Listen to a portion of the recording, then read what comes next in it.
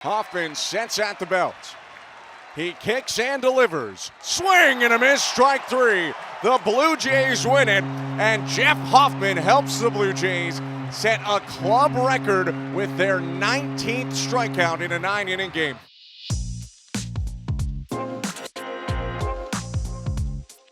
From MLB.com, this is the Morning Lineup Podcast. I'm your host, Mandy Bell.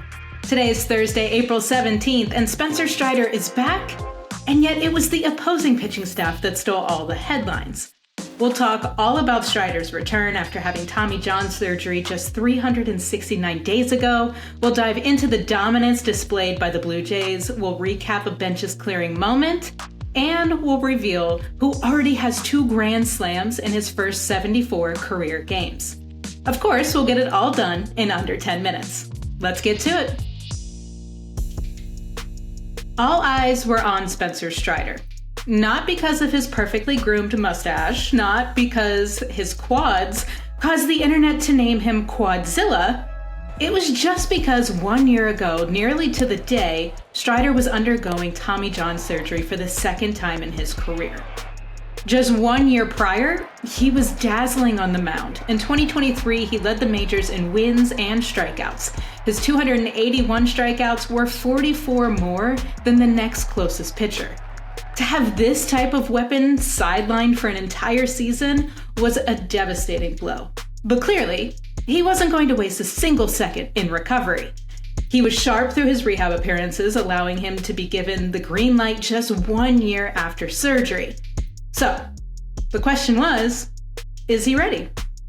It took all of 3 pitches to answer that. Struck him out. 3 pitches. Spencer Strider is back. 3 pitches, 1 big statement. In the 5th inning, Strider enjoyed another milestone moment. Strider back to work here against Barger.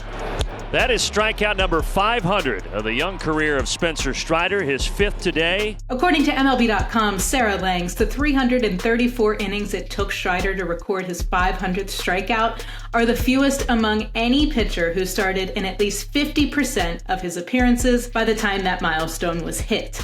There were 2 blemishes on Strider's afternoon, though.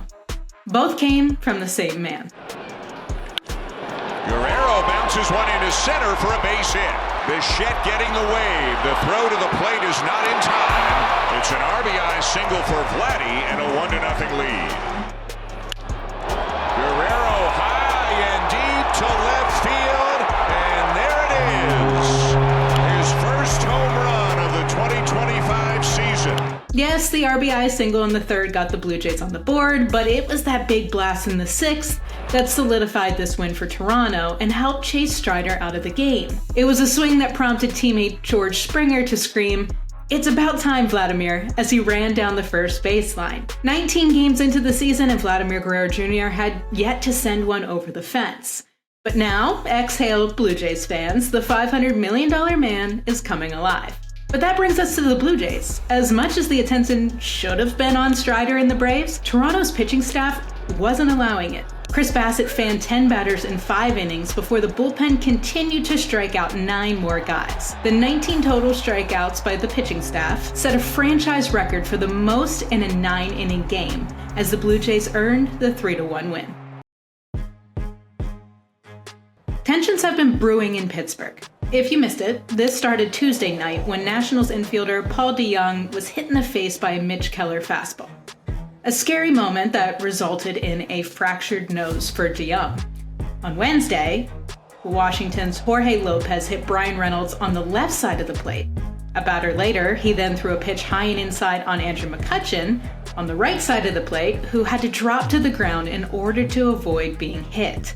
Then, the benches cleared. Now McCutchen and Lopez are barking, and that's going to empty the benches. McCutchen had a big home run off Lopez last year. Whether that has anything to do with this, milling around, a little barking. The umpires get together and decided that was intentional. Jorge Lopez ejected, and now Davey Martinez will have his say. Lopez was ejected during the chaos, causing the Nationals to call on reliever Eduardo Salazar. Salazar walked McCutchen, and then... And Cruz with a drive to right field, and Oneil Cruz caps off the inning with his 3rd home run, his first career grand slam. As strange as this series of events was, it wasn't even the strangest highlight from the night. Have you ever seen a 7-3 putout? Well, if you hadn't, you have now. Out to left, ball diving, picked off the ground, was it? No one made a call. That was a base hit. So we've got a logjam at first base. The third base umpire, Alex Tosi, put up his hands in a safe sign. Confusion reigns at first base because the runner, Oneil Cruz, couldn't tell what happened. It certainly looked to us like Wood got it on a bounce, but it looks like Pham is out 7-3 on a ball in left field that fell in. James Wood gets an outfield assist, his first of the year, and it happens at first base. A question of whether the ball was caught in left field caused Tommy Pham to stop halfway down the first baseline, giving enough time for the ball to get from left field to first base to record the out. And now, Pham joins a small 7-3 putout fraternity that includes names like Sean Casey and Paul Molitor. Who knows what the series finale between these two teams will bring today? He has hit 7 homers so far in his career. 2 of them have been grand slams. Who is it? We'll get to that after the break. When you do something better or faster than Cal Ripken Jr., you know you're doing something right. Jackson Holliday wasted no time giving the Orioles the lead yesterday when he smacked his second career grand slam in the second inning against Guardian starter Gavin Williams to snap an 0-for-17 stretch. Holliday drives one to deep left center. Thomas is back at the wall. Grand slam! Jackson jolts out of it in grand fashion. His second career slam and a brilliant start to this Wednesday night. Prior to Holliday, only 2 players in franchise history had recorded 2 grand slams among their first 7 big league home runs: Fritzy Connolly and Brian Roberts. According to Sarah Langs, at just 21 years and 133 days old, Holliday is the youngest player in Orioles and Browns franchise history at the time of his second career grand slam, surpassing Cal Ripken Jr., who was 22 years and 323 days old. Fittingly enough, Ripken was sitting in the front row behind home plate at Camden Yards to watch Holliday's historic moment and the Orioles' 9-1 win over the Guardians. Elsewhere around baseball, Marquez with a 1-2 pitch. And Shohei hammers it! Ohtani obliterated! Shohei Ohtani demolished a 1-2 pitch into the right field stands to spark a 7-run first inning for the Dodgers. It was an inning that lasted so long he came back up again and, of course, picked up another RBI on a single to right. The Rockies tried to fight back with a Michael Toglia grand slam, but the Dodgers held on to an 8-7 win. With a 4-2 victory over the Cubs, the Padres improved their record to 15-4, which is the best in baseball and is tied for the best 19-game start in club history. It had been 10 days since Aaron Judge last hit a home run. Apparently, he was just waiting for the right moment.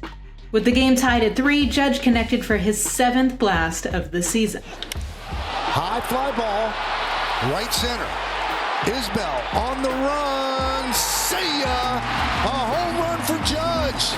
That swing and an incredible diving catch by Cody Bellinger in the 9th were the difference makers in the Yankees' 4-3 win over the Royals. And just an FYI, last year when Judge finished with 58 homers, he didn't hit his 7th until May 5th. The Twins defeated the Mets 4-3 on a walk-off single by Ty France in the 10th, and Cal Raleigh smacked 2 homers in the Mariners' 5-3 win over the Reds, the second of which marked his 100th career home run. For the rest of the scores from around the league, check out MLB.com. Coming up today, catch MLB.tv's free game of the day at 12:10 p.m. Eastern Time as the Diamondbacks take on the Marlins. Arizona is looking for its 5th consecutive win in the series finale in Miami. Or you can tune into MLB Network at 12:35 p.m. Eastern Time to catch the Nationals and the Pirates. It's not Paul Skeens Day, but Andrew Heaney, Pittsburgh's projected starter, has been pretty good himself. That's all for today's morning lineup. Anthony Castrovins will get you up to speed on all things baseball tomorrow. As always, please be sure to give us a rating and a review and share this episode with the baseball lovers in your life. Thanks for listening and have a great day.